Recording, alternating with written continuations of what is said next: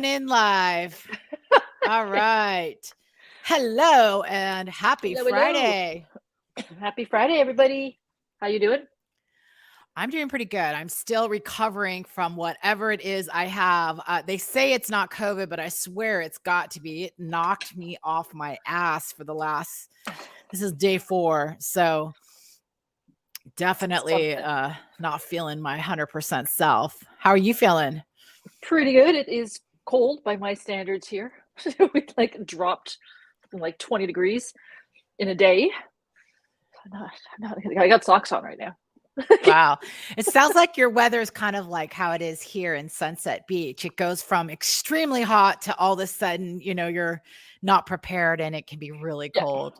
Like what was I saying to you the other day? 104. This is Yeah. Fahrenheit. So if you're Fahrenheit, Celsius would be like in the mid 40s, and then like today, it's 68 Fahrenheit, which is something like 20-ish. I am in Ontario, Canada, Karen. Hi, Karen. Welcome, guys. We are here to discuss Evergreen automated funnels. 3 words that you may have never heard before. So I was excited to bring this topic discussion. This is just a discussion, guys. So no learning involved. It's more of just bringing awareness of there is such a thing, right?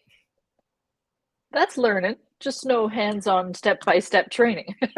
Very true. Very true. Yeah. Well, guys, so let's just talk a little bit real quickly about why we're discussing this. So we're both kind of in the same. So as you guys know, I'm coming back to just taking a look at my entire business, and I've got a pretty successful pet parent business. Canine Learning Academy really does run pretty smoothly. But I was going through and diagnosing each one of the courses and speaking to Julie, who runs my programs. I was like, okay, where's your passion at? Where do you love to teach? What kind of students do you want to work with? And which ones are the ones that you really just, they're maybe not quite always the right fit for you sometimes, because she does most of the taking in the new clients. And so I said the same thing to you, Tasha, and I was looking at all of you gave me the Trello board of every single one of your programs. And we talked about like what it's going to look like. I always do the big picture, 1 year planned. And as I was looking through your courses, I noticed there was some gaps between when you were facilitating live, especially your reactivity one, to when you started again. And this is how this whole topic came into a discussion, is that Tasha said she had several people wanting to get into her program, but there was this period of time where she just didn't have anything for them to do. Right? Yeah. I've got, so reactivity program is like 10 weeks, and I don't have it in me to run it twice a week at the same time. Yeah. At the same time. That would be crazy. And so I thought, like, I'd send them emails and stuff, but otherwise they have to wait until those 10 weeks are up, and I take a bit of a breather, and then I'm ready to start again. So that can be like 3 or 4 months where they just kind of sit there and probably go elsewhere, if we're being honest, right? Some of them will wait, but some of them will find help elsewhere. Yeah, especially when we're seeing a lot of new trainers pop up with this information.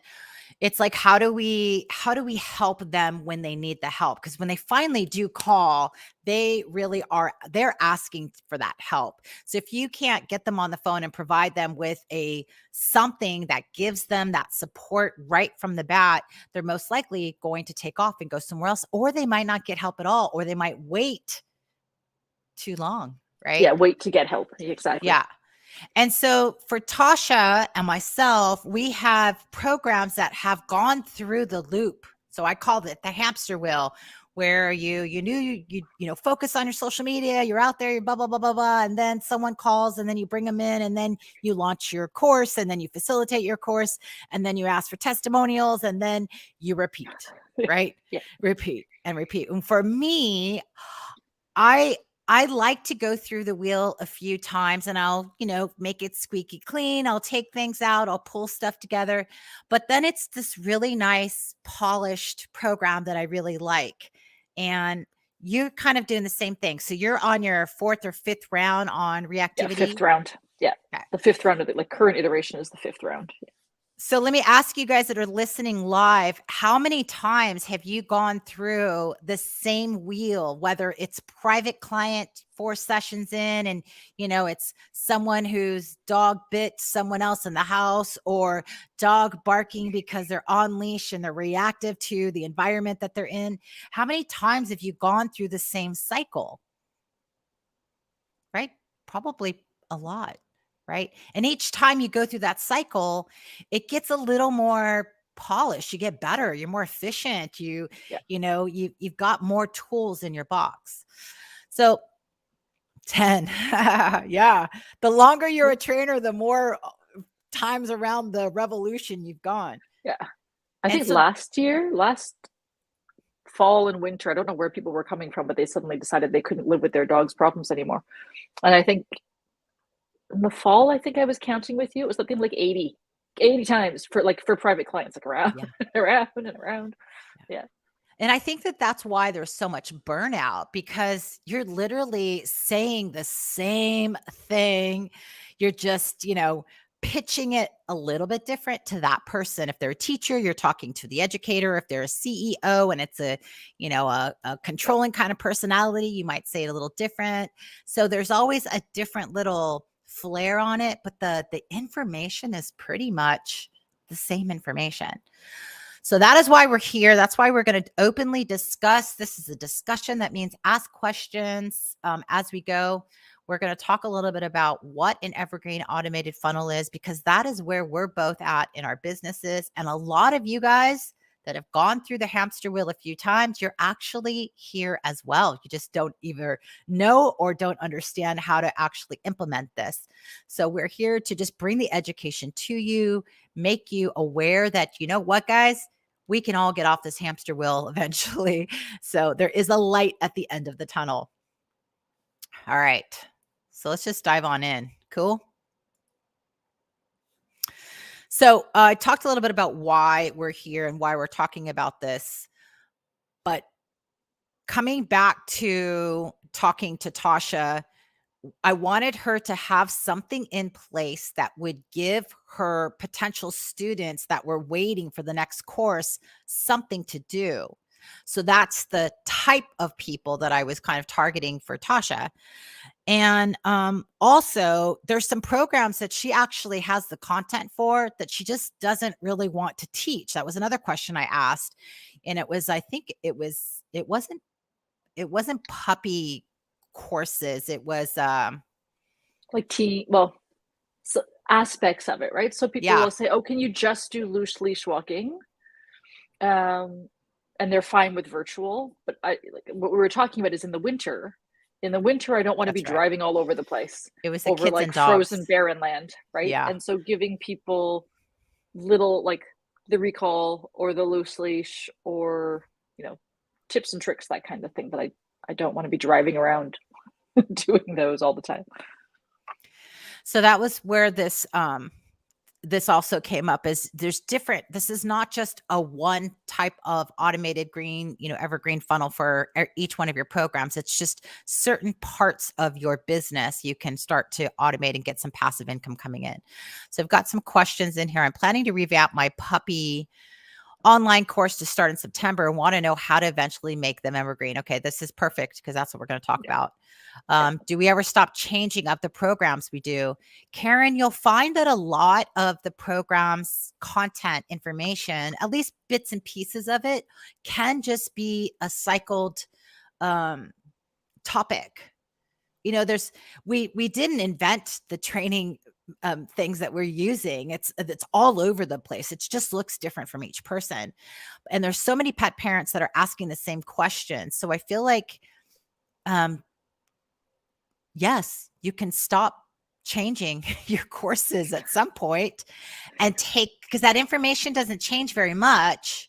If you want to put something together, it says, top 20 things to do when you first get your puppy, and that's your course, whatever that is, that's not going to change much. And if it does, you can always go back and, adjust. Yeah. At some point, I think, especially being so for me in instructional design, sometimes the core content doesn't change unless, there's, for us, new science, new approaches, better understanding, you might change that kind of piece. But the piece that you might change every once in a while would be how you deliver it, or how Yeah. you format it, right? As your students go through and experience different things, and you get feedback on what worked for them better Yeah, than for something else. sure. You might tweak it that way. You can Linda also says go ahead. she wants to create evergreen mini courses too. Yeah. So there we go. Yeah, that's kind of what we're going to target. You're going to see myself and Tasha do this over the next few months. So we want to invite you to watch the process. So if we define these words, evergreen, automated, and funnel, what do you guys think of when you hear the word evergreen? Go ahead and type it in the chat. Because evergreen is not something that I heard of until I started figuring out what exactly, when I came back to going, okay, I got to take a look at these pet parent programs and take a look at where I can revamp and change things. So evergreen, what does the word evergreen mean to you when you hear the word evergreen? Very good. Continuing, always happening. Awesome. Anyone else? Something that is always running, never gets old. Okay, very good. So evergreen means to me is an automated sales funnel that continuously, systematically, someone can go through over and over and over again. It's something that works 24/7 while you're on vacation, working with your dogs. It's just a continuous cycle. Let's see what we have here. The human learning style in mind, is there a way to set up the training to fulfill? Okay, I'll go back to that because I'm not quite sure what that means. I'll answer that after the barking stops. Okay. So evergreen, it's something that's working 24/7 for you. What is not pine cones? What does that mean? Oh, that was me. Evergreen, not Okay. conifer, not coniferous, not pine cones. And so then automated. So what does automated mean? It pretty much means exactly what it sounds like. It's things that happen on their own without you having to put in very much effort, right? Automated. Things are automatically happening. Automated. And so for you guys that have like platforms like New Zenler, automated would be all of your emails. After one day, this email goes out. When this happens, this email goes out. After they click here, this thing happens. This pop-up screen happens. When they scroll halfway through your page, this just happens. Those are automated things that, with the way technology is today, you can automate your life and automate the way things are happening for you and for you getting new students and all of that. So that's what automated means to me. Anything you want to add to that, Tasha? Are you good? No, I think that pretty much covers it. So a bunch of examples there. Yeah. And then funnel. Everyone that's sold a program of some kind, you've done a funnel. You're in some kind of funnel. So or funnel, if you've bought something at some point, yeah, you've definitely been in a funnel, right? yeah. Even a announcement. Hey, we're doing this at 12 o'clock. There's your announcement, and then you click over to this, and then here comes your live webinar. That is a funnel, right? Now, if I had gathered your email and then sent you a message saying, hey, did you enjoy the show? Hope, get some feedback and all of that stuff. Steps to lead to potential client. Absolutely. So I just wanted to define those terms before we move on. And so let's go over the benefits. So the benefits of creating a automated evergreen funnel that launched for one of your courses or whatever it is that you're trying to sell, is that you have no more push on social media, at least no more live push. Because a lot of the things that you're using to get people to come into your course is going to be scheduled at certain with using different types of software. You also have less time developing your course. Once it's in place, and once everything is, squeaky clean and working really well, the upfront stuff takes a while. But after that, it's just people coming in, taking a look, buying in, and then facilitating itself. Hey, Deb. And then passive income. This is not a huge moneymaker for our business, for our industry. But if you really hit the nail, like right hammer on the nail, how do you say it? Nail on the, I don't even know. Nail on the head. Nail on the head. Nail on the head. Yeah. If you hit the nail on the head and you just niche up, you just get that perfect topic out there and everyone jumps in, all at once, even if it's only $9.99 or something like that, you get mass quantity of people.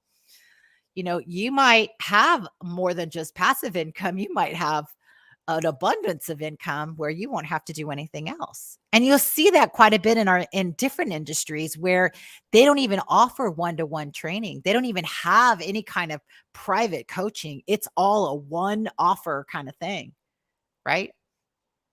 Yeah. Can you guys think of any evergreen funnels that you've gone through, that you've clicked and you've gone through that whole process and you're like, wow, that's pretty cool. I'd never even met the person that did this business, and yet I'm here getting their information. Right. A really good one that I've seen, I think we've all seen it if you're on social, is this like proliferation of templates, social media templates, social media, like Q planners, these lists. I thought it was People just me. send you these lists. I know. No, it's crazy. And what they talk about is they might have a couple of posts on calls to action. They might have a couple of like top tips. And then they're like, we could plan 30 days of your social for you with our lists of prompts or whatever. For $2.99. Yeah. And you never see the person ever. They don't facilitate anything for you. They might have a little webinar that you like 20 minutes that they did. And it's just sitting there. I'm sure they are busy doing other things. Yeah. So that if you've experienced, you've been inside of it. If you haven't, there's plenty. You guys drop in a few examples of different funnels just so you can kind of feel what the person goes through, and you can get out of the hustle. You can take a look and go, okay, this might actually be possible if I can find out what exactly I want to do. So this is the benefits of creating this. Now, who is a great candidate for this? It's not someone who's just starting out with their very first program. This is as if you've done many repetitions, you've polished your program, you've polished your learning and your teaching, and you feel like you've nailed it. You've got it. And even if you haven't 100% nailed it, you've gotten people to enroll in your program, in your course. If you've gotten that with a lot of effort, of you face heads on with it, then you can start to think about making this something that's more evergreen and your face is not on it. Okay, so let me make that very clear. An evergreen funnel takes a long time to build. Long meaning less than it takes to build a program, but long because there's a few steps that you need to put into place before you can actually get sales coming in.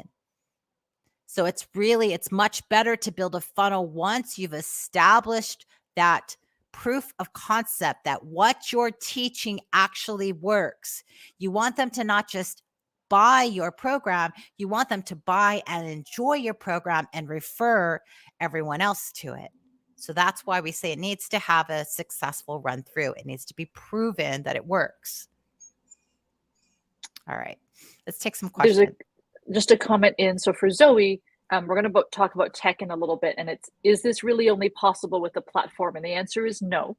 You do need a certain number of tools, and we're going to touch on that in a little bit. Karen or Linda, you were asking about the pricing of Evergreen, and I think we'll touch on that because it really is dependent on what it is you're offering. Yeah. But it's typically, and I think we have a slide when we're going to talk about that too. And then the other question that we were going to come back to is the human learning style. So it's a really great question, because if you're keeping different learning styles in mind, the way that you deliver whatever your evergreen thing is, you can address learning styles through that. So if you are doing a mini course, like what we were talking about, if you're doing a mini course, then you're going to have video for the visual learner. You might have handouts built in. You might have, you're going to have audio, obviously. You might have activities that people can do or work through on their own. Some people like worksheets and things like that. So that's in your design, right? How you design your offering is how you address different people's learning styles. Yeah, you're going to want to know who your audience is that you're trying to attract. You want to have a niche of some kind because you don't want to throw a big net. Usually it's, if you don't niche up at this point, you're going to have a hard time enrolling people into something that they don't really know what it is exactly. That, I mean, you're going to give them the verbiage of what it is, but you're going to want to really niche up. And there's we'll talk about niches in another presentation, but I just wanted to just bring this to you guys, especially some of you guys that have all the content in the world and just still sitting on it and not quite sure what to do with it. So let's talk about the goal of a funnel, because a lot of people think I'm not getting sales and they don't understand how the funnel actually works. And there's steps to this, guys. So I felt like I already had this on the screen, but I didn't. Okay. So the goal of the funnel is, at the very end of it, is to sell your program. That's it, to sell your program. Now, we're talking about just strictly a funnel. We're not talking about an evergreen. We're not talking about an automated, but let's just talk about a funnel. So you've launched a program. You've launched a signature program, and that is where you're trying to get people to purchase. That's the very end goal. It's the dollar sign at the very bottom of the funnel. But let's work our way. Let's start from the top. In order for someone to get all the way down that funnel, most of your energy and time, I know that some of you guys have heard this before, is to bring awareness to the problem, to you, to how your expertise, right? Some people don't even know that there's a way to even have a solution to the problem. Some people don't even know they have a problem. Some pet parents walk around going, oh my gosh, I just thought all dogs did this, right? There was a trainer in here, I forgot her name, but she's working in a country where they're just not even aware of dog training, right? They didn't even know that their dog training exists. So how do you bring awareness? Well, that's a good question. But in order for you to turn that into a sell, you've got to stay in that bring awareness kind of that talk, right? From that point, once people are liking, or they're taking a look, or they're watching more than 2 seconds of your video or your social media, or you're standing outside in a corner park with your dog walking on a nice loose leash, and bringing awareness looks different to a lot of different people. But soon as you've got eyes on you for more than 2 or 3 seconds, you've got some awareness. You can then move on. And then you start to build value. So let's say you do use the in-person kind of community. I'm going to go in my community. That's how I'm going to go and, bring people into my funnel. You go out to a local park with your dog and you start doing some loose leash walking. Maybe you set up some cones and you've got your, business cards there. And, you do this every day, 11 o'clock every single day. You go out there with your dog and you start to set up a table. People start to recognize oh, that's that girl that walks around with her dog all the time. So now they're aware. The next step that might happen is they might ask you, hey, so what kind of dog is that? There you go. That's your opportunity to start building value. Oh, my dog, he's an Aussie, and I'm here because I'm a trainer. So you start to build credibility. That person goes off and they, wander back onto the park and they tell a friend, hey, did you see that girl over there at the corner? She's walking her dog. Her dog is really cool. You should go check her out, right? You start to build credibility in your community. Now, of course, this looks different to a lot of different ways of doing this. I'm just giving you one example, but you take a while to build credibility when people start to ask you questions. So how do you da da da da da da? You're starting to build that value. People are recognizing that you are an expert at whatever it is that you're preaching, right? And you stay in there for a long time before you start presenting a program. By the way, do you want to, buy my program? No, stay there for a while. For a while, for a while. In fact, you stay there so long, they finally ask you, "Hey, could you help me with my dog?" Then you're gonna take their information, you're gonna go into what we call lead magnet. At that point, you want people busting down, knocking at your door. "Hey, are you a dog trainer? I saw you at the park." You want them to come to you. That's the level of, I'm about ready to get your information. Lead magnet from that point is getting their information, is being able to take that information from that person and then be able to deliver them something tangible, something that they go and try and they go, "Holy crap, that worked.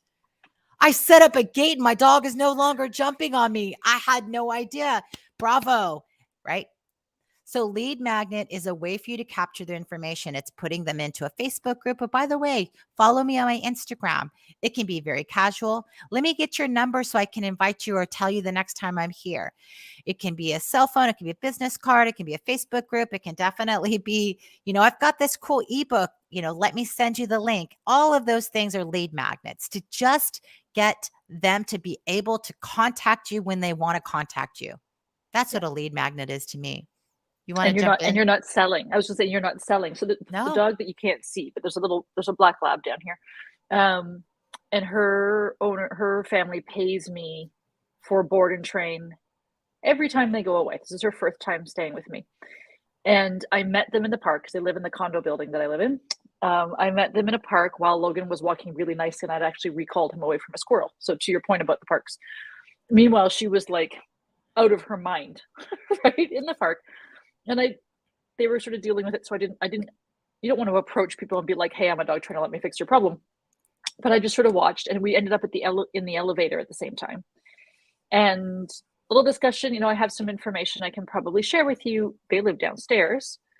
So I'll drop something off with a link, or I'll text it to you. So we did a text. And in between sending that text, like, they had seen me around. So there was, awareness of the girl with a terrier who doesn't chase squirrels. And then, so building that value and building that awareness and them seeing me. And then what I sent them was the puppy socialization ebook because it was during COVID. And I didn't sell them anything. It's, the ebook has my contact information.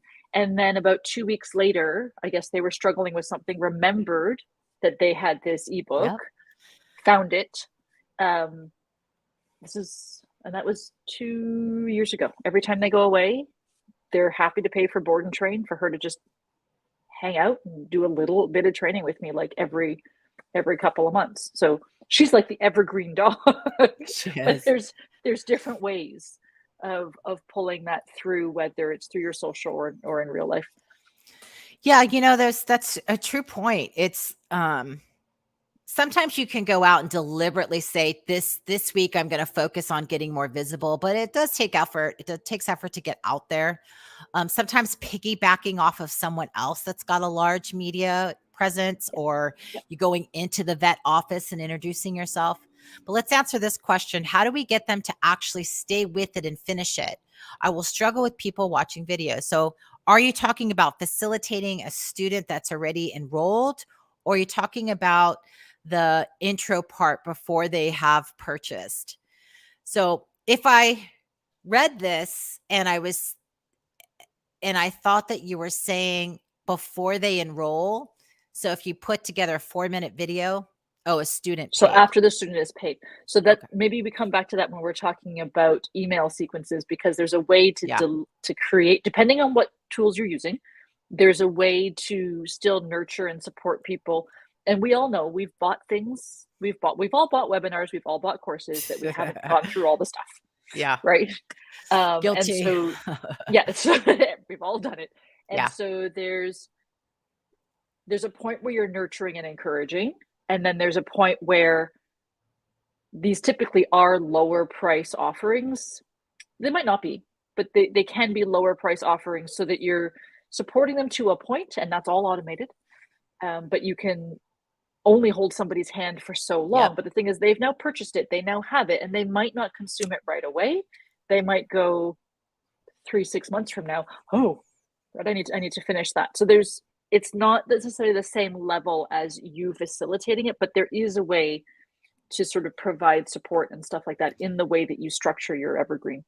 I'm actually putting that right now in one of my programs, and it says, um, feel free to take a break, even if it's for 2 or 3 weeks. This content will always be here. You can come back to it when you need it. And that's the thing about training. Maybe it's not, they don't have that problem right away. Maybe, Karen, you've done such a good job that they're like, oh, I don't need to do this anymore, kind of thing. So don't always assume that it's, not important, right? So let's go back to this funnel so we're clear, because I hear this a lot. Some people have, content, they've got programs and they're selling right away and they haven't built them. How many people do you have in your audience? And they're like, well, I don't have an audience. I'm like, it's really hard to do a cold sale from Yeah. someone that doesn't know you. So the lead magnet, the nurturing part of your funnel is where you spend a lot of time making sure that they click. So in a social media campaign, this is where you'll hear the call to action be, give me a high five, or join this group, or was that helpful? Send me a little post. So nurturing has to do with getting a little more commitment.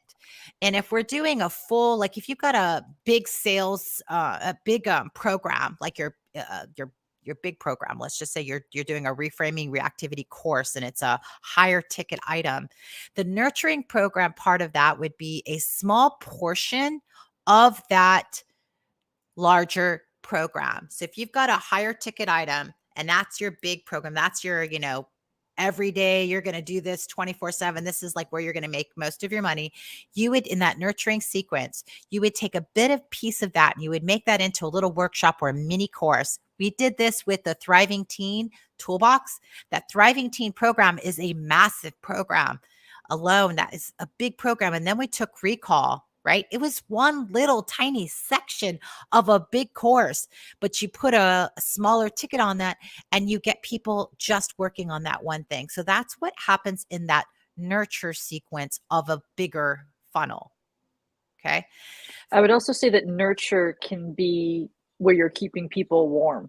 Yeah. Right. Challenges, So games. challenges or just content, tips, Yep. information, Not, relationship, because you're yeah.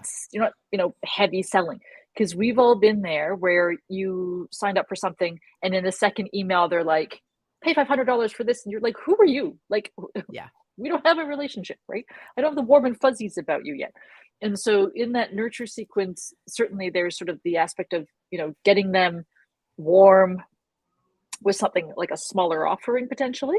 But it can also be the nurture sequence that happens after the lead magnet, for example, right? So if you've downloaded an ebook ever, or signed up for Yeah. someone's newsletter, or watched a little webinar, and afterwards you get a series of emails and they don't right away lead you to buy a low ticket thing. It's just like, you signed up, in case you missed it, here's the replay, right? Yep. And there's a Facebook group, and guess what, there's this, right? And you're offering, you're being very generous, you're offering, you're sharing things, and that's sort of that in that sequence. Now, when Yo said you spend a lot of time, it doesn't mean that you every day are spending time in this, but that part of the sequence is typically one of the longer ones where you're still creating things, but they're automated, right? So all of this is Is automated. You're not automated. sitting there for 4 hours every day nurturing.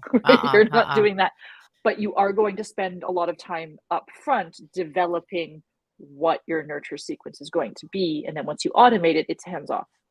We're going to show you an example of Yeah. email sequence so you can see like how long and what it looks like. So let's take a look at a funnel. Okay. So what a funnel might look like. Yeah. Right. So without labeling what the resource is, you have a piece of information or a little package of information or an asset of something that's valuable to your audience. And the reason that Yo is talking about niche is because you need to have a specific audience. Like, you're not going to create a resource that is leash walking and separation anxiety and and potty training, it's going to be a very specific thing. So in that regard, you need to narrow down to a specific topic. You can have multiple funnels, but in a funnel, in a single funnel, you're going to have a specific niche for that. So you're going to create an asset or a topic that your audience is interested in. You need to have a landing page. We've all done it. We've gone to pages and dropped in our emails or mobile phone or both, right? There's little nice cool store things that say you give them their email address and they're like, oh, can we send you text messages too? So you've got like a landing page where you're going to be gathering information of people. You're going to deliver them that resource. You've all done that. You've typed in your email address and something appears either via text or in your inbox. And then there's a sequence that comes after that. And that's a series of emails related to the topic. So again, if your topic is leash walking, you're not suddenly going to be talking about potty training. About the resource topic, it's not salesy. It might be extra tips and tricks, might be invitation to a free group. It might be how to contact me, which is not I cost X number of dollars, book a call. It's just here's where you can find me. Here's you can find more information about this topic. And you're building that relationship, right? Through the asset, the resource that you've provided, and then that nurture sequence. A lot of people are like, how many emails is a nurture sequence? It can be 8, it can be 20. It just kind of depends on what you're building. But the really important thing is that you can only send these emails to people who have opted in. And that's not a made up rule. That's anti-spam legislation, which most countries these days have. Right. So if somebody has opted in to your resource, then you can send them emails on that topic. It doesn't give you carte blanche to start emailing them about everything under the sun. And I think the next slide has a okay. So automated example. This is sort of a snapshot of one of the ones that I have. So I did a separation anxiety myths. Go ahead. Real quick, we are going to answer your question about tech in just a second. Yes. Yeah. Yeah. Okay. So landing page for ebook. My ebook is separation anxiety myths, for example. Somebody goes in, they put in their email. The ebook gets auto-delivered via email. Then the sequence is set to wait for 1 day, send a second email. Thank you for signing up for the ebook. Hope you find it informative. By the way, did you know about the thing on, have you heard about the thing on page 3? And hopefully it prompts people to go, oh, there's something on page 3 I should read. Wait a day. And so mine is wait a day or wait every 2 days and then send, is it okay if I send you my top five tips, right? And then they're going to get the top 5 tips dripped out over 10 days. And at the very end of my nurture sequence, it's an invitation to a call with a discount code. But I think in total, it's like a 2-week drip of information. There's different ways to do it. There's all kinds of other things that you can add on. But for a very simple landing page for an ebook, gather information, nurture. And it doesn't mean that the person's going to end at your last email and buy. Yo and I were sort of looking over sort of industry standards, and it's hard to find the ones for dog trainers, but how many touch points does it take sometimes to convert, a cold to a client, a stranger to a client? And, Google search in some industries will say it takes 8, other people say it takes 21. So it is a longer process that you're going to be working through. And Yo's just pulled up one of her funnels, I think. Yeah, this is the funnel. I just want to show you guys. So if you guys are on New Zenler, you guys might see these kind of marketing funnels. I am not going to go through how to do a funnel. That's not what we want to do. We just want to make you aware. But marketing funnels in New Zenler. So I have this one right here, which is an ebook. So funnel steps. I've got a 2-step program. So right here, they'll get a link. Link looks like this. So let me just kind of show you what this page looks like. So this is what we would call a landing page, right? And I've had the option to pop up a little image that had, enter your email. I chose to leave it right on the same page. So this image would come up along with, I just need a name and an email. And right away, we go right into the next page. So it's a 2-page process. So first is your landing page that says, give me your email. Then the second they do that, the next page pops up with a download ability for them to download that book right there. So they get it right away. At the same time, they're getting an email that says, just in case you didn't miss it, because if they're on the phone, it's kind of hard to download a PDF. So they get an email with that. And then I put here, join the Facebook group if you'd like. Now from here, automation. So this is exactly what Tasha was talking about, the emails that go out. I have a sequence of, I think, 3. Yeah. So the first one seems like a lot of emails. Yeah. First one is, I was here going it to is. say that like it wasn't 8 emails or 21 emails. It was how many touches, how many impressions do you have to make to somebody before they pitch, right? So it's not that you're sending 21 emails, but over the course of a month, 2 months, 3 months, you might keep in mind that people have opted in to get the ebook. So they're interested in your topic. And there should always be the option to unsubscribe, just like any other emails you get, if they don't want to hear about it anymore. Right. But what you'll find is if you're giving people enough value in those emails, because you're not selling, if your emails are carefully crafted to give value and impact your audience in a way that you believe they're interested in, they will stay. So let me show you what is in here. The first one is an email of the downloadable PDF that they already got. The second one, so that one says 0 days. The moment that they subscribe and they drop their email, they're going to get this right away. The second email happens a day later, 1 day after, and it says, if you didn't, for some reason, didn't download your ebook, here it is again. And by the way, there is a masterclass that I recorded. Would you like to take a look at that? Here it is. Click right here. And by the way, if you'd like to join the Facebook group, so I'm giving. Thank you again. And then the last email here is the third one is, wanted to get there's another 90-minute webinar here. Not at all am I asking them to sell them anything at this point, right? This is just all give. So that's 1, 2, 3, 4, 5 touches. And for this, I'm not going to actually do anything else. That was it for this one. Right.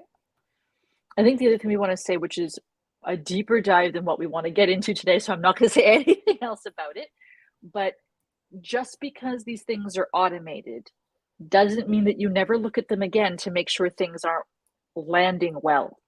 So an example would be if you put together an email sequence that's got 3 or 4, you let it run for a bit. But then you might go back after, let's say, 3 or 4 weeks and take a look at metrics. Most of these platforms have metrics that you can see. If nobody opened your emails, yeah, for sure, then potentially your headline wasn't grabby enough, right? So you are tweaking these things. So it's not just emails, but it's touches, right? The impressions you need to make to people. But if you are going to do this and you're going to have a lead magnet where you're gathering emails, or you're gathering people's information, don't be the person, because I've been guilty of this. Don't be the person that gathers emails and has an email list and then does nothing. Like nothing, because when people opt in to hear from you and then they hear nothing, you don't want to be that person, right? Yeah. We did this slide just to make it really simple because a lot of the times people overthink it. But the reality is if you don't go out there and start doing something, you're going to lose your students to someone else that is, actually Doing implementing something. these kind of things. Yeah. So it's just 3 steps, guys. It's get visible, however you want to do that. Then you convert them. That means get them into a landing page so that you can give them and you can nurture them. And then eventually you can enroll them into something. Yeah. Newsletters, blogs, all of those things are great. So question would be, what if you could have your funnel service clients and generate passive income? What would that mean to you? What would you get from that? So let's hear from you guys.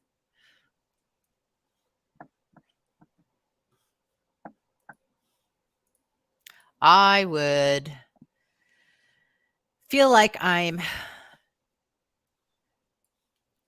would be able to open up a little more time.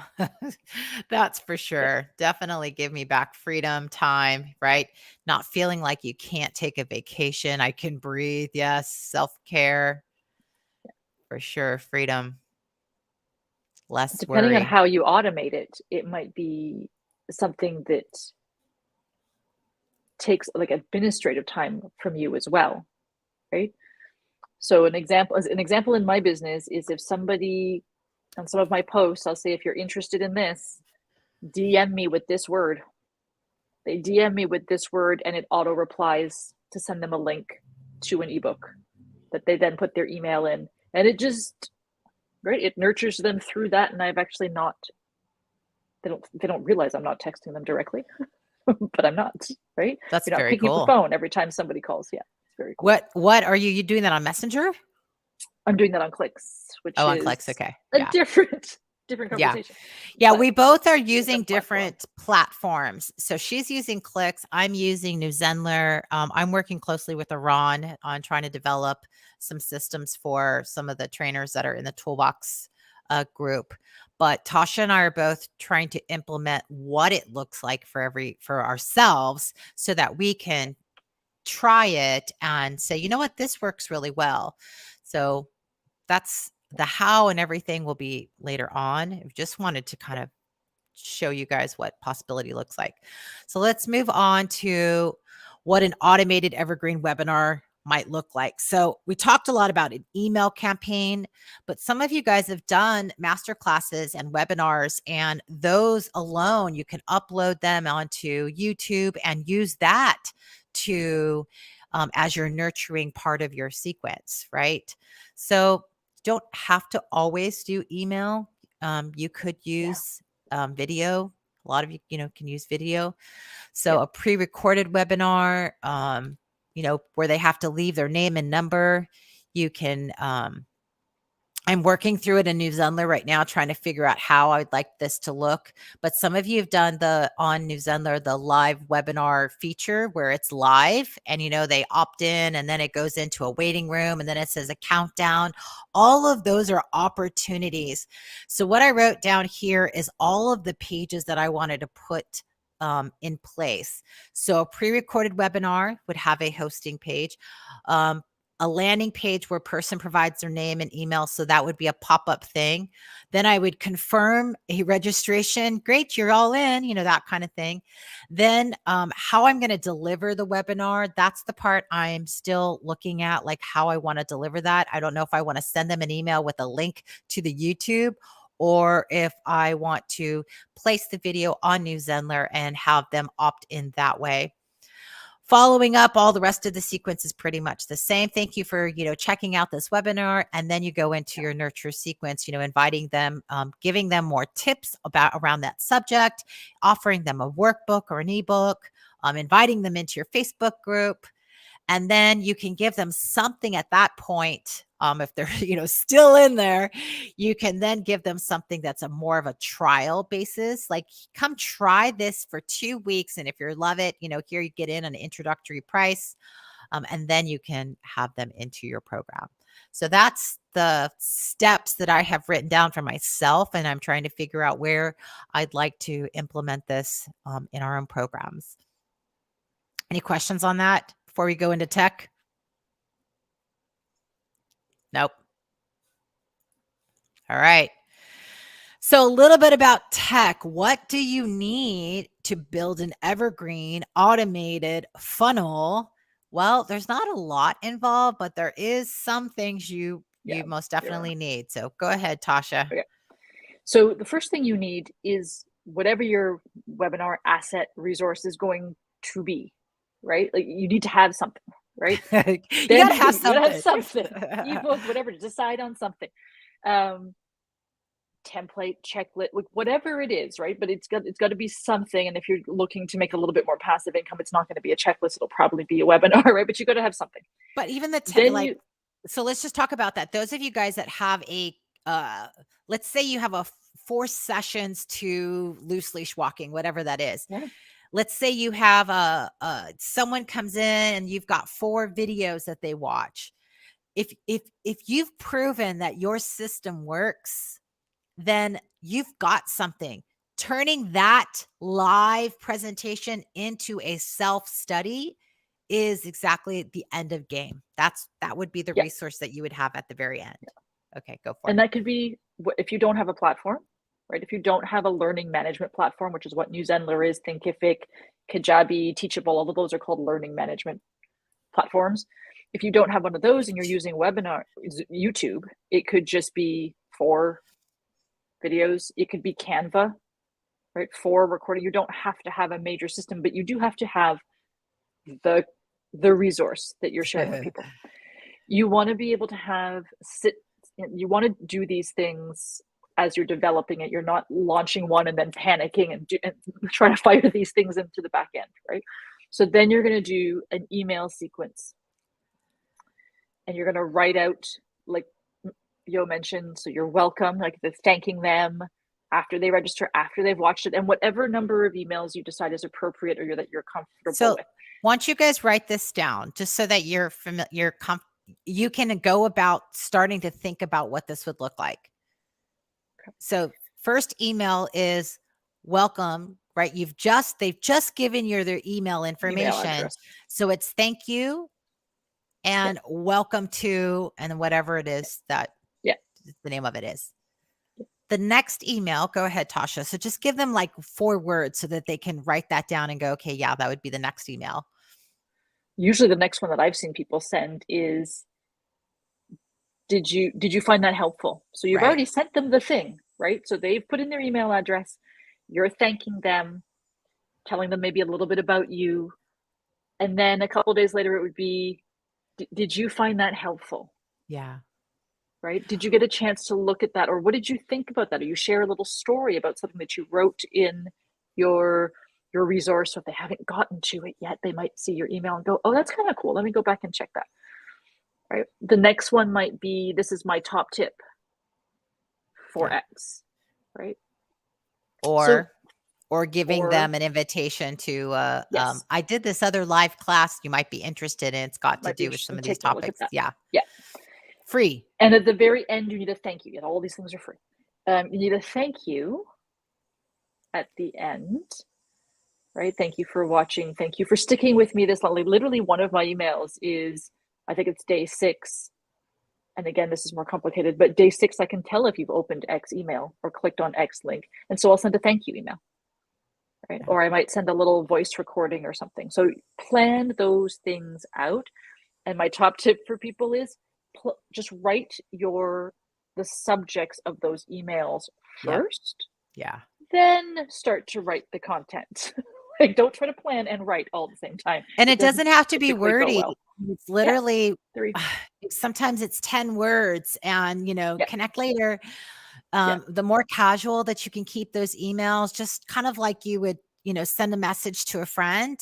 Hey, checking in on you, seeing how you enjoyed the ebook that I sent, something, just a little something just to touch bases with them. Copy for your landing page. The landing page that people are going to put their email into needs to have words on it. Words, pictures, an invitation. You got to have problem, the solution to the problem. Yeah. Problem, the solution to the problem. Just, it's got to have something on it, right? And then you want to identify your low cost offer. And so for some people, your funnel is just going to be low cost offer. For some people, it's going to be low cost offer. You do some nurturing and then you're going to offer them something at a higher cost, right? We're not talking about tech yet. Right now, we're talking about content. So so this is just what you need. And for some people, it's tricky to think about doing it all. But if you go into your inbox right now, I guarantee you will have 2 or 3 emails that are nurture sequence. Take a look at what those people are saying. If it didn't resonate with you, or you thought, it's too salesy up front, don't do that. Find the emails that you're like, oh, that was really nicely written. Like that person didn't sell me anything. They're just sharing information, right? So we'll talk about platforms in a second, because I as a group, as an audience, I find that dog trainers are like, but what's the tool? So before we get to the tool, make sure that you have the plan. Can we pull up that slide again? Well, I think it's getting a lot of people in overwhelm. So let's just talk content. What do Yeah. you need for you to have a funnel? There's four Yeah. things that you probably, four things at least. You need to have an asset. Yeah. Something that you're giving them at the very end, right? You need to be able to write emails. So some kind of sequence of emails. So you're going to be writing emails, 3 or 4 Yep. emails. You want to have a page that you send them to where they can land so that they can give you their information, their email address and their name, so that you can send them emails. And then you want to have an offer that's going to be on your landing page. So yes, we all delete emails like that daily. You guys can't control, you can only control that to a certain point. Most people sign up for far too many emails. But what you're working with is a group of people who have opted in to receive emails from you. And you can't control whether people are going to delete things. So if you're going to delete things, if people are never opening your emails, then maybe the subject line needs to be catchier. If you notice that people opened the first email but not the rest, right? But as a society, we delete emails all the time. We sign up for things we don't want. We change our minds. We Trust unsubscribe. me, I hate email. Right? But what I want to, this comes from like not just dog training industry, but like a variety of different industries that I've worked in. Very careful not to project your feelings about something onto something that you're sending. Yeah. So don't write emails with the assumption that no one's ever going to read this. They're just going to delete it. Because in that case, just don't bother. Like, just don't do it, right? If you want to be sending emails to people that really resonate with them. So it can't just be like, this part is going to take you a lot of time, right? And you're going to watch to see if people have opened these emails. You're not going to watch every day. You're not going to watch it like, what is that pot? A watched kettle never boils, right? Don't ask me. I'm horrible at those kind of things. You don't want to be the person that's waiting for someone to call. Like, and when you always tell people, like, don't wait for the person to call you, they'll reach out. Like, you're not going to be watching to see if people get your emails, right? It is a numbers game. It's a game of attrition. But we're talking about 3 emails, right? Hold on, Maybe Tasha. 3. You and I talked about this yesterday, and I feel you guys when you guys start going, no emails and stuff like that. I feel the same way. The other option is to bring them into a Facebook group and you have a live audience and nurture them there that way. Nurture them that way. So there are lots of different ways, but it's still the same wheel. You know, I feel now that I've seen email sequences work and I've seen live Facebook. They both can work. There's not one right or wrong way. It's just, we want to give you some options. For those of you that don't like going live, an email sequence can work. You build you build the number of people that are in there, and all it takes is just a couple people to, click. And we're saying put something in place, right? All right. You can have both, right? One or the other. Yeah, right? Definitely. But just I was going to say in Facebook, because people have the thing, emails that you don't read and delete are the same as Facebook notifications that you scroll past. Same deal, right? So you're going to pick the one that you're more comfortable with, but you will want to evaluate at some part what's working. Yeah. So Karen, I think your question is, how do you stand out with emails? Like, you're only going to email people that are interested in listening to what you have to say. So what you say at the very beginning, your tagline, it's going to attract that person, and then they're going to open it. All you want them to do is open that freaking email, and the first few words you say is gonna either hook them in, or they're going to say, no, I want to unsubscribe. The last email that I just sent out, I think I sent it out to was, is this goodbye? Right? That was the topic line. I actually got more people to open that email than ever, and any email that I've ever sent before. And it was just to see, if anyone wanted to opt out, that they could, right? So you're just trying to get their attention. And if they're interested, they're going to stay and listen. If it's not a subject that they really want to hear about, maybe it's not loosely schwalking, maybe that's not important to them, then they're just going to leave you because they love you. They're going to leave you, but they're just not going to open your emails. Don't take offense to it at all. No. That's not what that is. It's when you have a topic that speaks to them, they're going to be like looking for your emails, especially if it's a crisis that they're going through. Right? Yes, it's bad weather. I do. What was those top 10 things she just sent me? Right? And the emails part, my dog is going to bark. The emails part is just the part of the funnel that comes after visibility and credibility. Yeah. So yours people are probably seeing you elsewhere as well. That audience is seeing you on social. They're seeing you in whatever other vehicles you're pushing out regularly, right? And so it's not like you're cold calling by email. Right? These people are aware of you through some other piece. Facebook user. Maybe this is silly, but if we're trying to go evergreen, wouldn't a live Facebook group be counterproductive? Your Facebook group is there. You push people into the Facebook group, but you would have scheduled posts to go in to your Facebook group the same way you're scheduling emails, right? So it's not meant to be that you're showing up live all the time. It could be just a post that's scheduled with a video, right? A pre-recorded thing. So think of the pre-recorded video part in the same way that you're writing emails. Yeah. So you're not necessarily showing up live all the time. Yeah. I like using Facebook as my way of communicating. All the automation, I use lots of different ways of recording something and putting it in at a certain time and date. You'll see a lot of the stuff that I come into my Facebook group is all automated.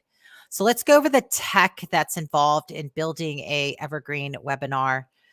So place to store or host your webinar and all of that. The content that you're going to deliver at the very end, you need a place to deliver that. You want that after they enroll and you take their payment, that course opens up. Now it can be on it could be on a hidden thing on YouTube. If you wanted a free platform, it can be on, it can even be in a Facebook private group where they finally get in, you let them in once they've paid, but someplace you've got to be able to store that content, that juicy stuff that they paid for. Landing page to gather their emails. It's definite. You've heard us saying it again and again. There's MailChimp. There's all kinds of email servers. If you're on New Zenler, obviously you know what that is. The landing page is built into their platform. Clicks is another one that Tasha will talk about as well in the future about how to use their system. But there is lots of different ways to gather people's email addresses and store them and sort and filter them so that you can use them properly and be able to separate, different types of groups. So that's kind of what you're looking for as far as being able to capture emails.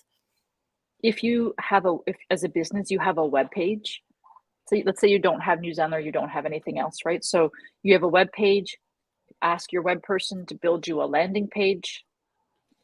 When it takes the emails, you want to be able to know what page they were on. So for example, separation anxiety versus puppy training, you don't necessarily want to be sending the separation anxiety people your potty training tips. So you need to be able to separate those lists of people. So it doesn't have to be super, super sophisticated. It can just be a little section on your web page, right? Or a separate page that goes with your website. I would say the easiest is to give away something so you can get their email. So a PDF, a ebook, make them something that's free that you don't mind giving away, and give them an opportunity to gather, get in, subscribe, a newsletter, a blog. Yeah. If you built your own web page, you can add pages to that web page. You might not publish it, so it's not visible with the rest of your services and whatnot, but the landing page has its own link, right? That you can put that on. And then the tool that you send auto emails. There are not a lot of free email marketing software that does this stuff for free. for a couple of reasons, you might not want that, right? So most of the email marketing platforms should have a degree of security involved. They have a little bit of reporting so that you can take a look at things. You can segment people. Yes, like tagging them. I would say that any email marketing tool worth itself is able to let you categorize emails. If not, it's going to be a nightmare for you. Yeah. And so you look into some of those, and then there's tools that do, the whole thing. Auto emails, so that it's not something like you can't do it from your Gmail account, right? You can't do it from your basic email account. It's typically an email marketing tool that lets you mass email, dozens, hundreds, thousands of people in one. And you might be able one to do go. it in your own, if you've got a small list right now, you might be able to tag them in some way under contacts and keep them Oh in no, a, you could, but I just meant to pull that out and yeah, then send it scheduled, automated, right? So those need to be automated sends. yeah. You can, but when it comes to doing it automated, because you're going to get those replies back. If people reply or bounce backs, you're going to get them all in your Gmail, which isn't really what you want. Right? Yeah. So this discussion was to kind of tell you guys what we're doing, and then we'll put together some work groups. Like we're just working together. I'll be working on News and Learn while I build this, and Tasha's going to show clicks. Is that what it's called? Clicks? It's called clicks. Yeah. Yeah. And so working in the same room with us while we build this for our own programs, just to either watch, or if this is a step you're in, you could do it side by side. I'm also working with Iran to come in and do some presentations for September. And this was one of them, since I need it anyways. He was going to help me put some stuff together for our group. So I think that was at the end of what we have. Yep. I think so. Yeah. Does anybody that's on right now have a funnel that you're using? Drop something in. Do you have freebies that you collect emails to give to people? I have an affiliate link for clicks I can drop in I'll drop my clicks link in for you guys. And if those of you guys are thinking of going on New Zenler, I definitely have an affiliate link for you. And that's kind of what I'm going to use, because it's where all my content is. But if you're on New Zenler, then you'll get some more step-by-step stuff coming to you. Simple funnels are okay. So it's simple. Like you do a couple of things and you get more comfortable with it, and then you add on, and then you do a couple of more things and you get comfortable with it, and you add on, right? Yeah. It's okay if it's simple. Yeah, trying to look through. I've just added a bunch of ebooks to my website, and now I'm going through and making sure that each of the ebooks has a funnel that they go through. That's yeah, I'm looking through. So you guys are welcome to look at my current website. It's going through changes as we speak. Let me just show my screen. Well, you guys know what it is. So you can watch kind of how that's going on. I'm recording videos that are going to be being put onto my site. So you can click a webinar, you can click a YouTube video, and then it'll have a tag thing that comes up and says, oh, check this out. So while we're going through the process of doing this for our own businesses, we thought we'd tell you guys, because there are some of you that are in this process or should be in this process right now. But this is a discussion. This is kind of what we want to do throughout the month, is bring in 3 or 4 or 5 discussions every single month. On Monday, if this was helpful, let us know. And definitely give Tasha some love for joining me today.